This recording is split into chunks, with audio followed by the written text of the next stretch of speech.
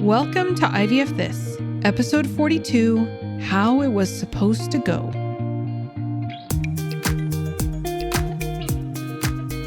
Welcome to IVF This. I'm your host, Emily Ginn. I'm a mother to two beautiful and feral boys. I'm married to my favorite person in the world. I'm a social worker, a life coach, and an IVF warrior. I'm here to teach you how to manage your mind and emotions during your IVF journey, to break free from anxiety and regain control of your life, even in the midst of infertility.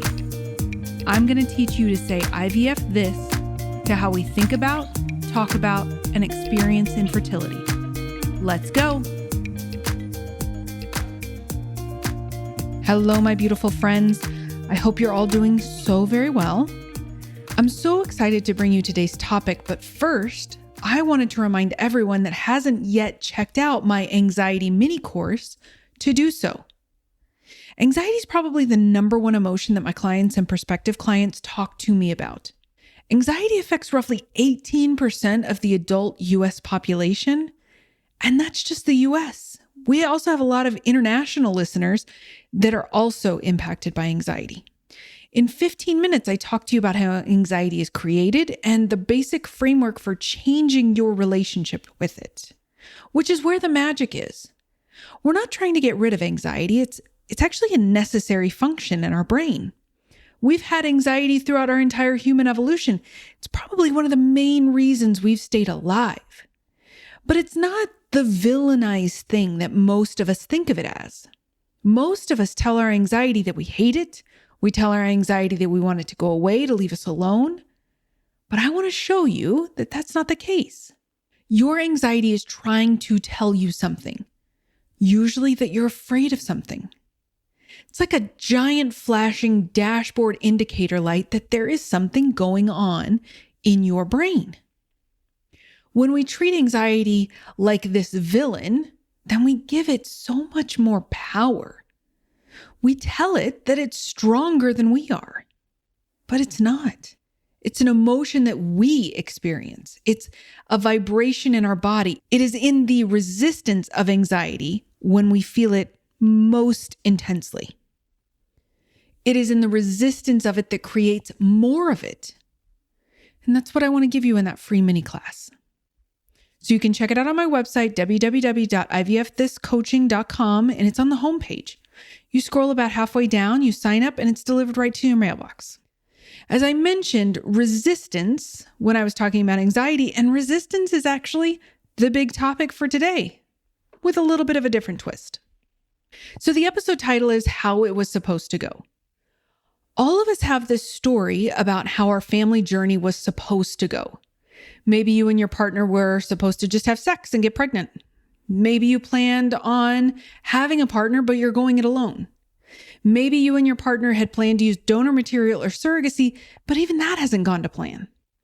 Now, the reason this topic is so important for us to cover is because that belief, how it was supposed to go, creates a lot of suffering. This is what I call arguing with reality. You've probably heard me use that term before, and I talk about it a lot with my clients. Arguing with reality is a phrase coined by one of my favorite authors and teachers, Byron Katie. She is typically referred to as Katie, so that's how I will also refer to her. Her journey started in the late 80s. She's an American author who experienced a period of enlightenment after a series of traumatic and trying times. And at what she describes as her lowest, she was staying in a halfway house away from her husband and children, and she had this revelation around how suffering is created and how it can end. And so Katie's work is based on 4 questions, which actually really inspired my coach, Brooke Castillo, and her body of work that she's created. Brooke talks about how one day she was listening to one of Katie's books on tape. That's how long ago it was. And Katie said that, "Don't you know your thoughts are optional?" Brooke talked about pulling over in her car because her brain just kind of exploded at that idea. So Byron Katie's work, a book that I would recommend everyone to read, is called Loving What Is. which is like a case study after case study with conversations between her and people she has met on her book tours and teachings.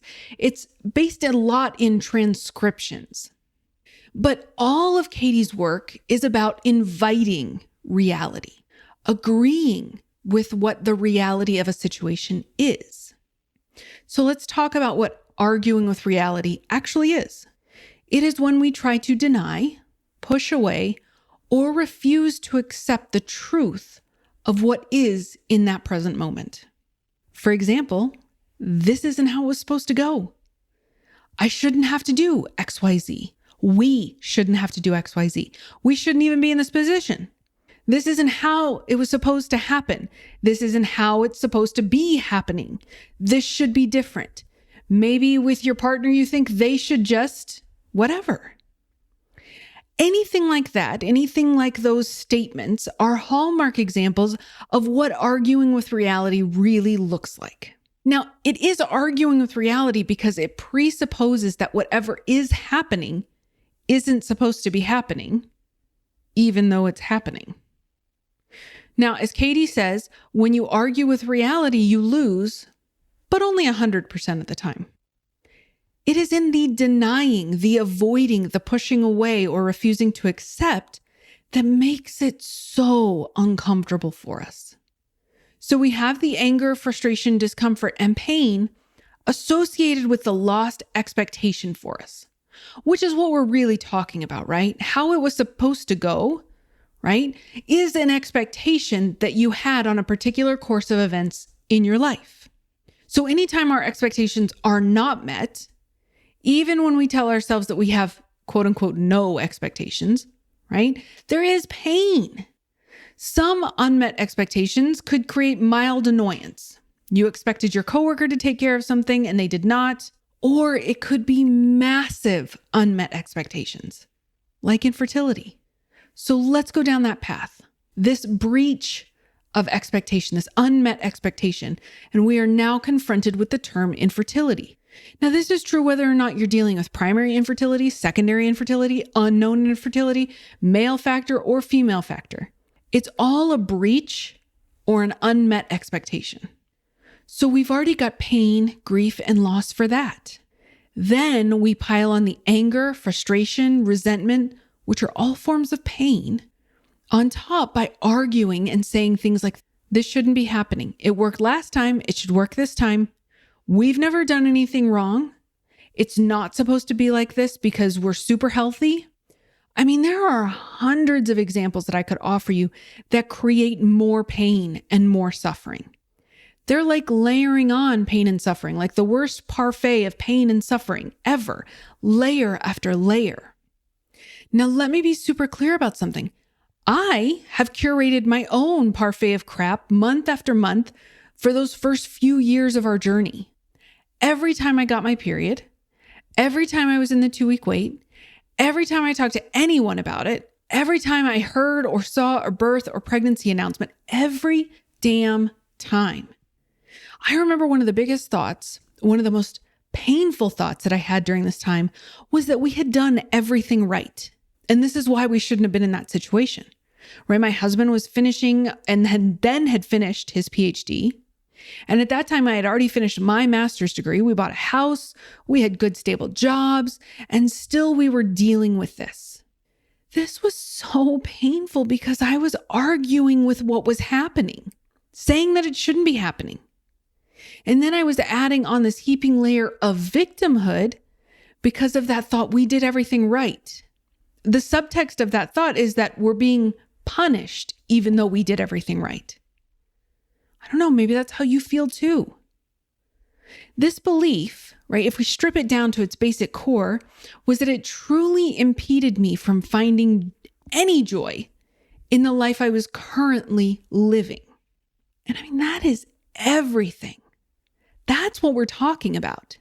The pain and the suffering, it sucks every ounce of joy, laughter, and love from your life because you stay locked in to this cycle of arguing and creating more of it and arguing some more. It doesn't stop. It's almost as if it doesn't matter how we think our life should be, right? I'm not saying that as a way to invalidate our experience, our pain, our grief, our journey. That's not what I mean. I mean that if you look at it through the lens of arguing with reality, then it doesn't really matter how we think our life should be, because whatever it is often in stark contrast to how our life actually is. It's all an expectation based on our thinking. So why do we hold on to these stories of how we think our lives are supposed to go? Well, I think we hold on so tightly to these stories because we truly do believe that if our lives would have gone the way they were, quote unquote, supposed to go, then we would get to feel better. We would get to feel differently. I held on to this for a long time. If I got to be pregnant, if I got to bring that baby home, if I got to be a mother, then I would get to feel differently. I would get to feel happy. I would get to feel joy. I would get to feel contentment. I would get to feel calm. Which is true, but also not true. When we believe that we will feel differently later, after we get this thing that we want, could be anything, a new job, a house, get married, a vacation, or a baby. Those are just a few of a million different examples that are shown every single day. Then we will get to feel whatever the emotion is that we are chasing. Contentment, calm, happiness, joy, confidence, settled, insert whatever emotion it is. That's what we're chasing.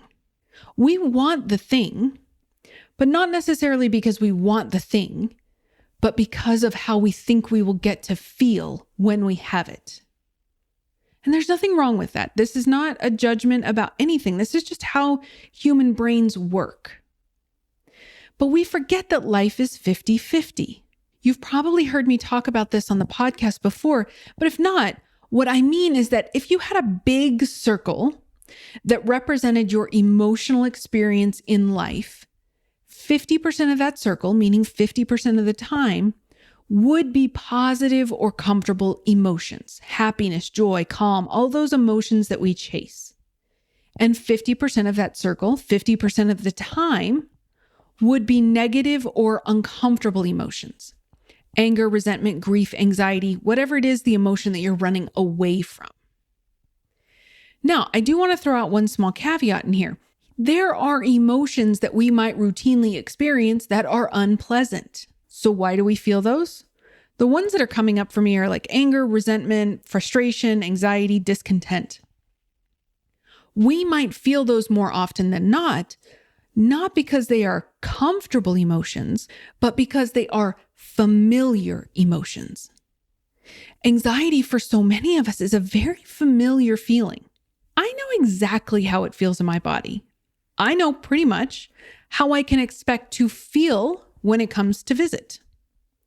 It's not that these emotions are comfortable. I don't know anyone that would describe anxiety as comfortable, but they are familiar.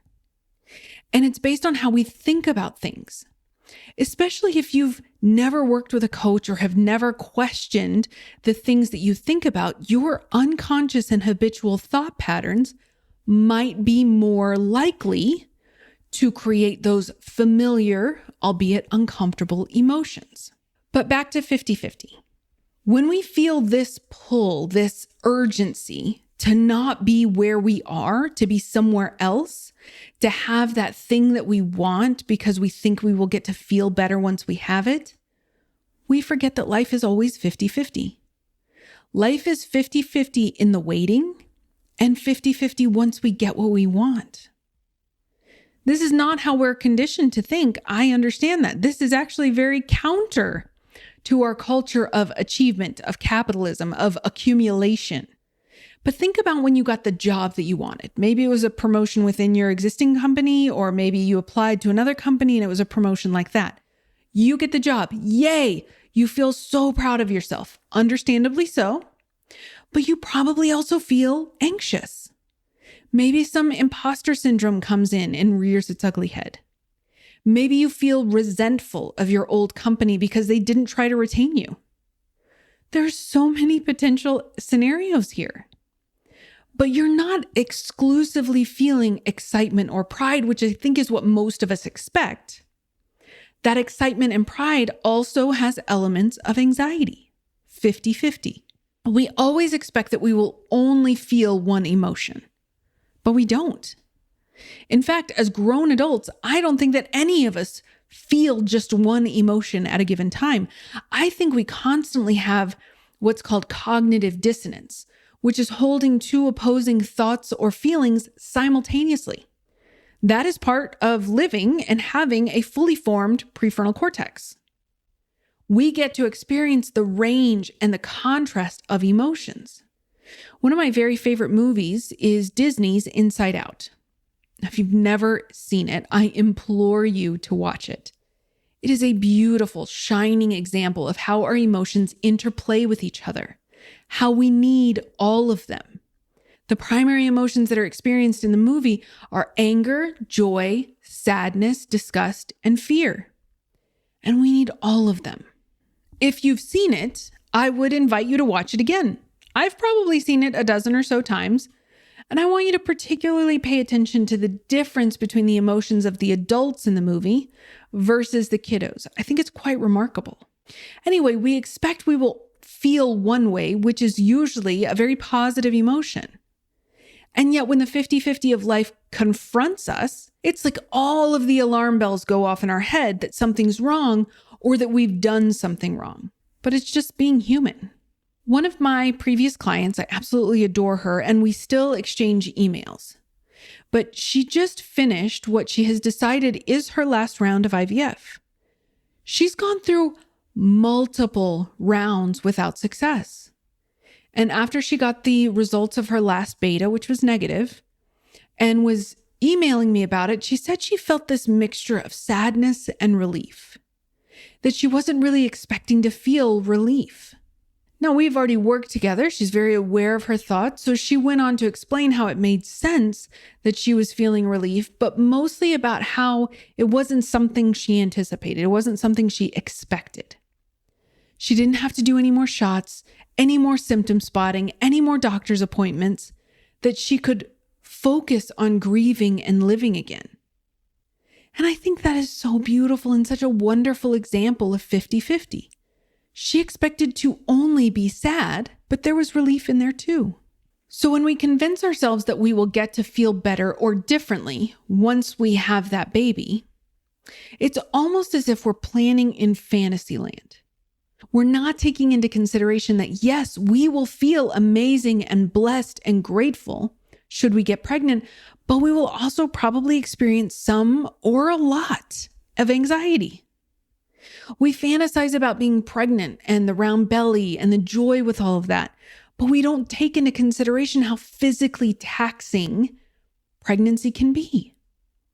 We fantasize about the snuggles and the giggles and the clothes and the holidays and all of the things, but we don't fantasize about the diaper blowouts or colic or being bone-breakingly tired. Now, this isn't to say that we shouldn't fantasize about those warm and fuzzy things. Sometimes I think those fantasies are what keep us going throughout our journey. I know that was true for me. But when we believe the lie that our brain tells us that we will get to feel better on the other side, we are setting ourselves up for pain.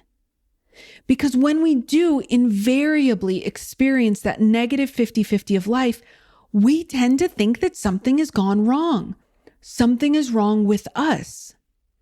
But it's not true. We are human. We just weren't looking at the whole chessboard. So here are the two big takeaways that I want you to have from today. When you find yourself telling the story of how it should be, I want you to stop. I want you to notice how that story makes you feel.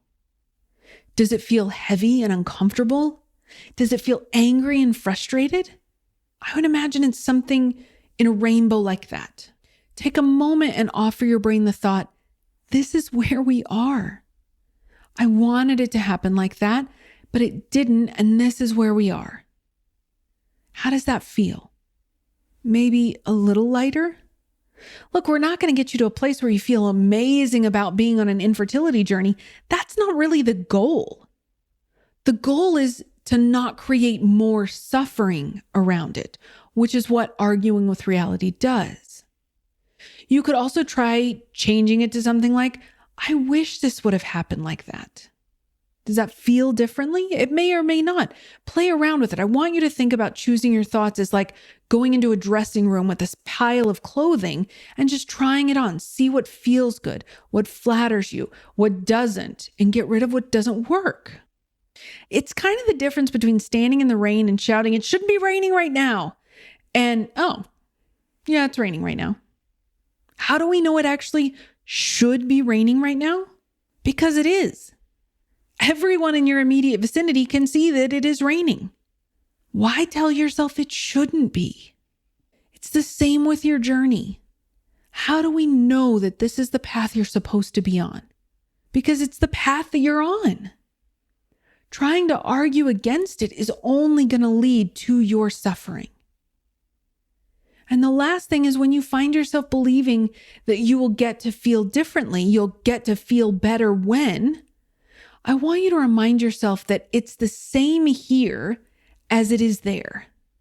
The same 50-50 in the waiting exists in the doing and the getting. Now, does that mean that we get complacent? We don't have any goals? Hell no. We still fight like hell for our lives, for our families. But it just means we aren't buying into the illusion that somehow life is going to be 100% better over there. There is no magic switch that is flipped. There is nothing miraculous that happens to your emotions when you get what you want. Because once the newness of that thing wears off, you're left with how you habitually talk to yourself. The goal is to change that conversation. Make that conversation loving and compassionate and grace-filled. That's how we change. That's how we begin to feel better. Okay, that is what I have for you, my beautiful friends. If you need help with any of these things I talked about today, I have got you. This is what I do all day long. Go to my website, www.ivfthiscoaching.com, or my social media links on Facebook or Instagram at IVF This Coaching, and set up a free mini session and we'll do some coaching. Okay, have a wonderful week, my friends. I'll talk to you soon. Bye-bye. Thank you for listening to this week's episode of IVF This. If you like what you've heard, click subscribe and follow to make sure you don't miss an episode. And if you want to learn more, head over to www.ivfthiscoaching.com to learn how to work together.